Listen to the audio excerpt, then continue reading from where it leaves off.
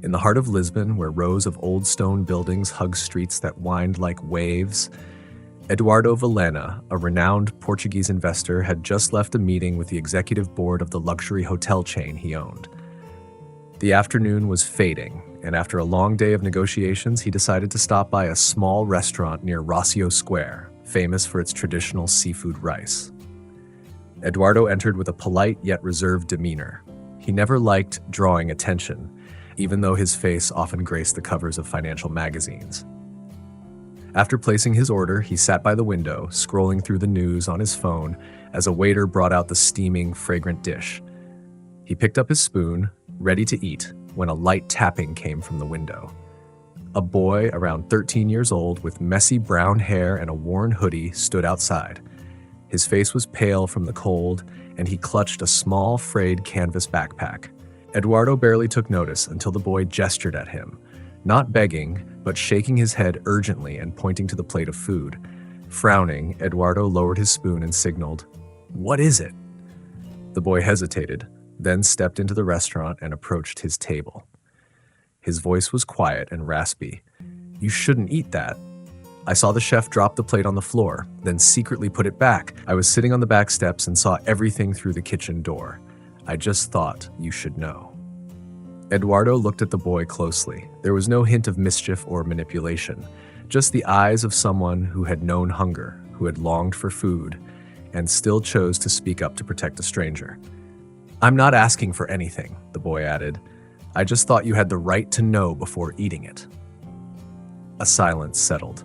Inside Eduardo, and something stirred, like a faint echo from a childhood of poverty he had buried beneath decades of success and glamour.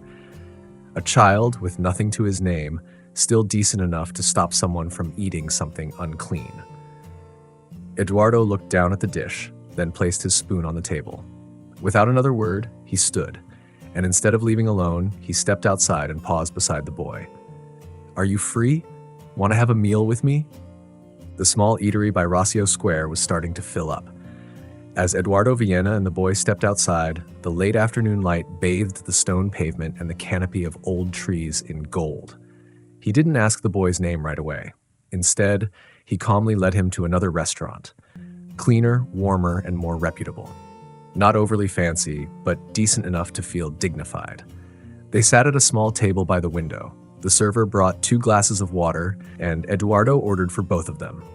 While they waited for the food, he finally spoke, his voice unhurried. "What's your name?" "Davi. Davi Marques, sir," the boy replied, eyes still fixed on the glass of water, his voice carrying a southern Portuguese accent. "Where do you live?" "Near Santa Apollonia station. I sleep there with a few others. In the mornings, we go around looking for food or odd jobs." Eduardo nodded, not surprised, and without a trace of pity. Just a quiet kind of observation tinged with something like regret. When the food arrived, a golden serving of bacalhau and crisp cornbread, Eduardo slid the plate toward Davi. "Go ahead. Don't be shy." Davi moved carefully, not rushing. He said thank you and began eating slowly, taking small bites. Eduardo kept watching him. There was something familiar. The slight tilt in the way he sat, the way he held the fork with his left hand, it was exactly like his nephew years ago. The boy Eduardo hadn't gotten to see one last time. "You knew the food had been dropped. Why not just ignore it?" Eduardo asked. Davi looked up, his eyes open and honest. "I've been served dirty food before. Once it made me so sick I almost had to go to the hospital. I know how awful that feels. I thought, if I didn't say anything, you might eat it and maybe end up like I did." Eduardo smiled, quietly, deeply. "Do you know you just did something most adults wouldn't?" Davi looked surprised. Eduardo didn't explain. Instead, he pulled out his wallet, took out a simple business card, just a name and a number, and slid it across the table. "Keep this. Not to ask for money, but if one day you need an opportunity, really need one, call me. But only when you're ready to work seriously." Davi looked at the card like he was holding something unfamiliar. He nodded without saying a word. As Eduardo stood to leave, he glanced back at the chair across from him, where the boy sat, sun-kissed face and eyes older than his years, and he knew this wasn't just a chance encounter. The next morning, Davi returned to Santa Apollonia station as usual. The Lisbon air was chillier than the day before, and the wind from the Tagus River swept through the streets as if to remind everyone that winter was near. But Davy's mind wasn't there. The business card in his jacket pocket itched like a quiet ache. It made him restless, uneasy. He hadn't told anyone about the meeting the day before. He was afraid they'd think he was crazy, or worse, try to take the card from him. But there was something in that man's eyes, Eduardo's eyes, that stayed with him. It wasn't pity or the condescending look rich people sometimes gave. It was an expression like he was searching for something long lost. That afternoon, Davy decided to return to Rossio Square, the place where it all began. Not because he expected to see Eduardo again, but because of a strange feeling, as if something had been left unfinished. The restaurant from yesterday had a new dish written on the board outside. Davy peeked through the window, saw no familiar faces. He walked slowly down the narrow street, past the old bookstore where he once slept to stay out of the rain. As he passed the photo shop on the corner, something in the window caught his eye. In the display window were black and white photographs. An older man stood next to a young boy. The man's face, it was Eduardo. But what made Davy freeze wasn't him, it was the boy beside him, around 8 years old with soft curls and a tilted smile. Davy had never met that child, but he knew that face because it was his own. Davy stepped into the shop, his palms sweating. "Hello there, need some photos printed?" The shopkeeper looked up, her smile gentle. "The photo out there? Who are the two people in it?" he asked. She glanced toward the window, then replied slowly, "Ah, that's Mr. Eduardo and his adopted grandson. That was taken a long time ago when the boy was still little, before he went missing, since he was 8. Davy said nothing more. He turned and walked out, his heart pounding. In his mind echoed a blurry memory, a gentle hand on his shoulder, a warm voice reading fairy tales on winter nights. Memories he'd always assumed he made up to survive a rough childhood, but now he wasn't so sure. Maybe Eduardo wasn't a stranger, maybe he wasn't either. The next afternoon, Eduardo returned to the square, this time carrying a paper bag with a chicken sandwich, a bottle of mineral water, and a small towel. He stood for quite a while, looking around as if searching for someone. Then his eyes settled on a familiar stone bench. Davy was still there, eyes wide, as if he couldn't believe the stranger from yesterday had actually come back. "I brought you something," Eduardo said, setting the bag down beside the boy. Davy hesitated, his eyes flicking quickly to the bag, then back to Eduardo as if trying to read his intentions. But after a few seconds, he quietly opened the bag, held the sandwich up to his nose, then took a small bite. Eduardo said nothing. He simply sat down beside him, letting the boy eat in silence. "How long have you been living here?" Eduardo asked at last. Davy shrugged. "I don't remember, since my mom left." He didn't ask more, but Eduardo's gaze softened. Silently, he opened his old leather wallet, worn at the edges with a few threads coming loose, and pulled out a small photo. It wasn't a picture of family, but a clipped article from an old newspaper. The headline read, "Missing Man Leaves Entire Fortune to Charity." Beneath it was a photo of a woman holding a newborn, standing in front of a crumbling apartment building. Eduardo handed the photo to Davy. The boy glanced at it, then suddenly froze. His eyes locked on the face of the woman in the picture. Blurry, but unmistakable. That face, he'd seen it 1,000 times behind his closed eyes on cold nights. Those eyes were his own. "Do you know her?" Eduardo asked gently. Davy didn't answer, but his hand holding the photo began to tremble. Eduardo said nothing more. He simply nodded slowly, took the clipping back, and tucked it into his wallet. "Next time, I'll tell you a story about a man who once made a terrible mistake and is still trying to make it right." Under the gray skies of an early winter afternoon, two people, one old, one young, sat quietly side by side. Between them, a half-eaten sandwich, an old photo, and a truth that seemed to be slowly rising from beneath the dust of time. That afternoon, Mr. Eduardo didn't carry his usual air of sorrow. His posture was straighter, his steps unusually brisk. In his hand was a small paper bag, held with the care of someone carrying something precious. Davy was sitting on the steps of the old bookstore, where the two of them had been meeting each week. He looked up as Eduardo approached. "What did you bring?" Davy asked, eyes curious. Eduardo didn't answer right away. He sat down beside the boy, opened the paper bag, and pulled out a faded wooden picture frame. Inside was a photograph of a man, Eduardo in his younger days, holding a little boy around 6 or 7 years old. Both were beaming. The boy had soft curly hair, bright dark eyes, and a faint dimple on his left cheek. Davi stared at the photo. A strange feeling welled up inside him, part familiarity, part foggy uncertainty. He reached out and gently touched the glass. "Who's this?" Eduardo looked at Davi for a long moment, then spoke slowly. "That's me, and my adopted grandson. His name was also Davi, but he disappeared when he was 8 years old." Davi's eyes widened. "Same name?" "Not just the name," Eduardo continued. "I lost him during a summer trip. Just one careless moment, and he vanished into the crowd at a train station. No one ever saw him again. The police searched everywhere, but there was nothing. His mother, my adopted daughter, never forgave me." His voice dropped, heavy as if bearing the weight of a mountain. Davi swallowed hard. "So, you think I'm that boy?" Eduardo didn't answer immediately. Instead, he reached into his coat pocket and pulled out a silver necklace with an old coin-shaped pendant. "My grandson used to wear this every day. On the back, it's engraved with 2 letters, ED, a gift from me to him. I found it in the pocket of your jacket the other day when you fell asleep in my car." Davi fell silent. He had no idea where the necklace came from, just a vague memory of his mother slipping it into the pocket of his old coat before she passed away. The silence between them grew still and deep. Davi bowed his head, his hand gripping the pendant. A question began to rise inside him. "Who am I?" Eduardo placed a hand on his shoulder as light as a whisper. "If you are that boy, then I'm sorry for ever losing you. But if you're not, I still hope you'll let me stay close, like any grandfather would." After that afternoon, Davi didn't show up at their meeting spot for 3 straight days. Mr. Eduardo began to worry. Each morning, he walked through the neighborhood, stopping by diners, bookstores, and the familiar benches where Davi usually hung out. But there was no sign of the boy. He left his phone number with a few shopkeepers, asking them to tell Davi he was looking for him if they happened to see him. On the 4th morning, as he was sitting in his usual café, a stranger appeared. She looked to be in her early 50s, wearing a long gray coat and clutching a worn handbag tightly.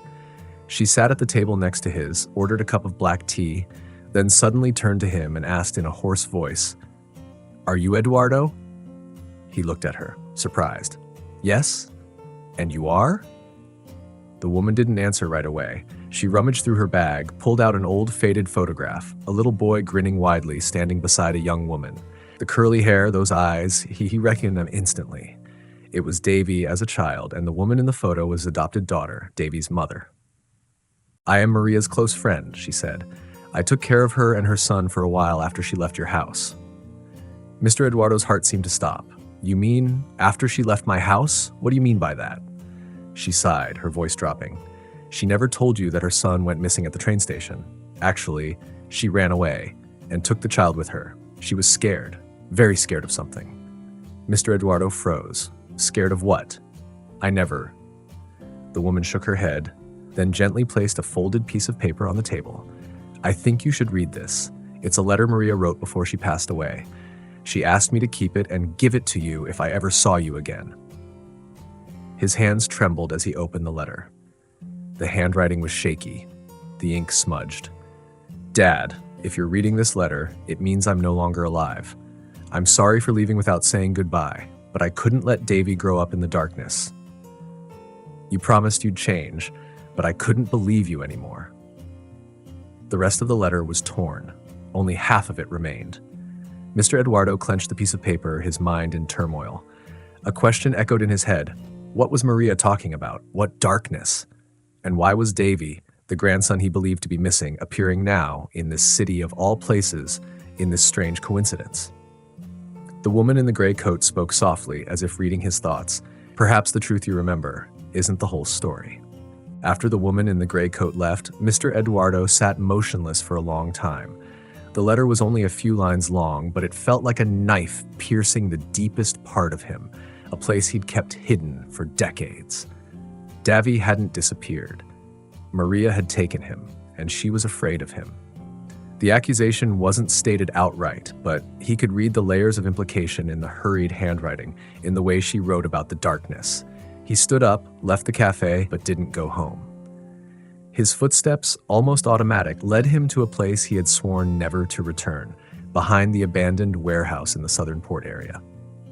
It was there, 20 years ago, that the center of a financial scheme Mr. Eduardo had been involved in took place, and it was also the first time he saw Maria's eyes full of hurt. Back then, he had been an ambitious businessman, unafraid to take shortcuts.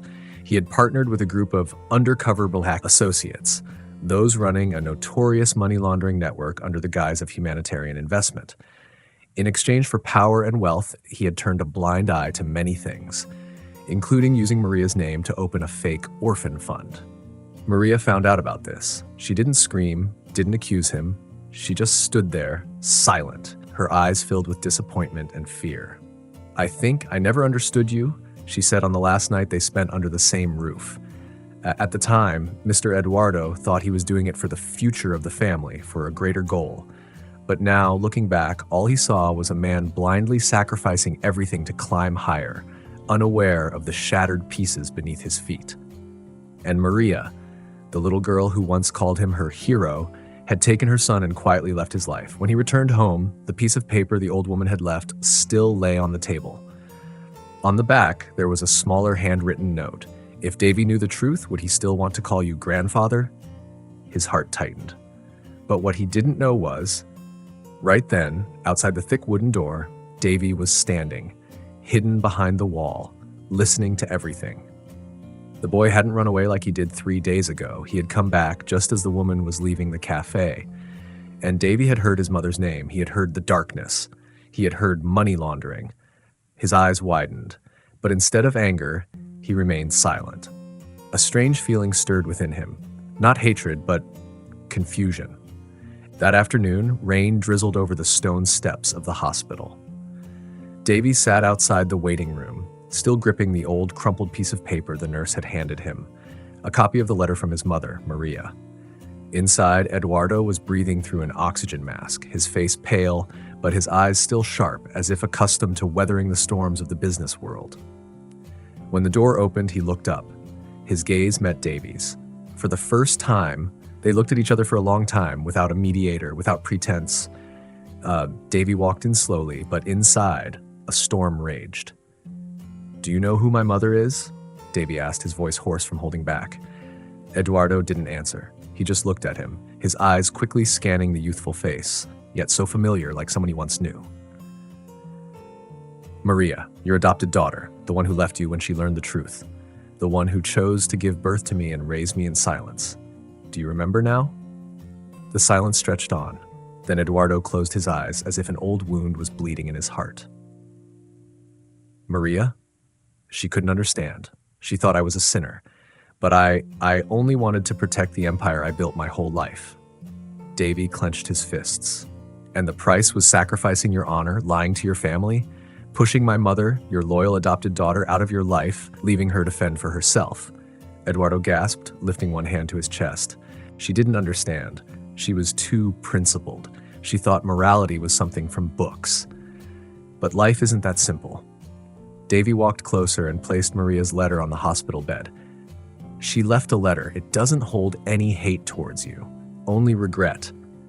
Regret that the father figure she once respected chose the wrong path, and regret that I'll never have the chance to call you grandfather if she were still alive." Eduardo shakily took the letter. His hand now felt as weak as a leaf. His eyes, dry for so long, suddenly blurred with tears. "I lost Maria. Now I don't want to lose anything else," he whispered. "So what will you do with this truth?" Davy asked. Eduardo stared at him. After a long pause, he murmured, "Atone, if there's still time." Davy didn't reply. He turned and walked toward the door. But before disappearing behind it, he stopped, softly adding, "My mother still keeps the photo of the two of you, the one from when I could just sit up. She didn't burn it." Then he disappeared down the hospital hallway, leaving an old man for the first time, feeling what true regret was. If this feels right, I'll proceed with idea 9, where Eduardo begins to seek redemption and the truth finally comes to a head. Would you like to keep heading in that direction? Though the sky remained as dim as the last smudge of the day, in Eduardo's mind, a faint light began to flicker, something he thought he had lost a long time ago, ever since Maria left without a word. Now the child, Davi, blood not officially his, but aching in his heart as if part of his own flesh had returned. Not to receive, but to confront. And that made his long, dry heart beat stronger than ever before. A week after that meeting, Eduardo did something he had never done in all the years. He left the mansion on his own, without informing the butler or bringing an assistant. He went to the underpass where Davi had once lived, carrying a bag of food and an old wool coat he had chosen himself, a moss green, the same color Maria had worn when she was little. Davi wasn't there. Only an old woman selling lottery tickets, familiar to him, furrowed her brow when she saw him. Looking for the boy again? He's not so easy to trust. The last time he came here, he just sat by the embankment, staring at the river, saying nothing. Eduardo sat down on the old bench. The old woman hesitantly asked, "What is he to you?" "The last chance I have to be a decent man," he replied, his eyes not leaving the murky waters. That evening, a strange event unfolded in the media. Eduardo's company announced its withdrawal from 3 major projects, while voluntarily submitting its financial records to the Economic Investigation Bureau. The financial world was in chaos. No one understood why a businessman who had always kept his records clean would report himself. Only one person understood: Davi. He read the news on an old phone borrowed from a homeless friend, his hands trembling. Eduardo was doing what his mother had always hoped for, facing his mistakes. A few days later, at a homeless shelter where Davi was staying, people were surprised to see an old man sitting patiently outside the gate from early morning. He didn't enter. He only left behind a small wooden box and a handwritten note. When Davi opened it, he found a collection of old photo albums, a short journal by Maria from her time at the mansion, and a massive check made out to Maria Fund, supporting homeless children reintegrating into society. At the bottom, a note from Eduardo read, "You don't have to call me grandfather, but if you agree, I'll call you my second chance in life." Davi hugged the box, silent. Deep inside, something was cracking, not anger, but the thick ice that had once covered his childhood. And beneath it, there was a warmth. The sky was just beginning to brighten, and the shelter was still silent under the thin layer of mist. Davi sat alone on the old wooden bench, holding the letter his mother had left behind. Since last night, he had read it over and over, trying to imagine his mother's voice, gentle, determined, and filled with the lingering regret of many years. If one day you meet him again, don't carry anger. Listen to your heart. Forgiveness is not forgetting, but giving yourself a chance to grow without carrying the burden of someone else's pain. Davi gently folded the letter, his gaze fixed on the shelter's gate. Then he stood up and began walking. Not in a hurry, not avoiding it like before, but as if it was time to dust off an old chapter of his life. At the mansion, Eduardo sat in the living room, his old eyes gazing through the large window. He no longer held out hope that the boy would return. Since their last conversation, he hadn't sent anything, no gifts, no letters, just quietly letting Davi make his own decision. The doorbell rang. He went to open it and found the boy with a serious look in his eyes, but no longer fearful. "Can I come in?" Davi asked. "Of course, grandson." Eduardo stepped back, his hand trembling slightly. In the familiar kitchen, Davi placed a letter on the table. It was his mother's letter. Eduardo took it, reading each word slowly. By the end of the letter, his eyes were red-rimmed. "The girl, she was always watching me. She still believed I could change." "And you have changed, haven't you?" Davi asked, his voice quiet but firm. Eduardo looked at him and nodded. No excuses, no blaming, just a nod, like a silent promise. After that, they said nothing more. He made a cup of hot chocolate himself, something Maria used to drink every time the weather turned cold. Davi accepted it, giving a small smile. A few weeks later, in that old mansion, people saw Davi reading books intently in the library. Eduardo was meticulously tending to the rose garden, a garden that had been abandoned for many years, now slowly coming back to life. Occasionally, they would have dinner together, play chess, and tell each other stories about Maria, the woman who had quietly woven the bond between the two men who once seemed to have nothing in common. One afternoon, when Davi came back from school, Eduardo called him over. "I have a question. If you agree, I would like to make you my legal heir." Davi paused. He didn't answer immediately, but instead of refusing or being emotional, he just smiled and sat down next to him. I think I've already become part of this family. The paperwork is just the formality. Outside, the wind gently blew through the trees. In the hearts of these two people, one old, one young, perhaps what they called family had finally taken shape. Not through blood, but through choice and trust. And perhaps, somewhere, Maria was smiling. Oh, my dear grandchildren, if someone had told me that a 13-year-old boy living under a bridge, eating scraps and having nothing but a torn backpack could stir the heart of an old billionaire, I would have said, my dear, life is not a fairy tale. But after hearing the full story, I can only smile. Because sometimes the most impossible things turn out to be the truest. Davi, the small boy with a tough gaze, dared to shout in the face of a man who once thought he could buy anything in the world with money. But what Eduardo lacked, Davi carried with him throughout the journey. Honesty, a love for his late mother, and the way he viewed the world with eyes that knew no fear. This story, it may seem like a tale of a grandfather and grandson reunited, but in truth, it is the journey of healing for two souls. One who had lost everything to power and arrogance.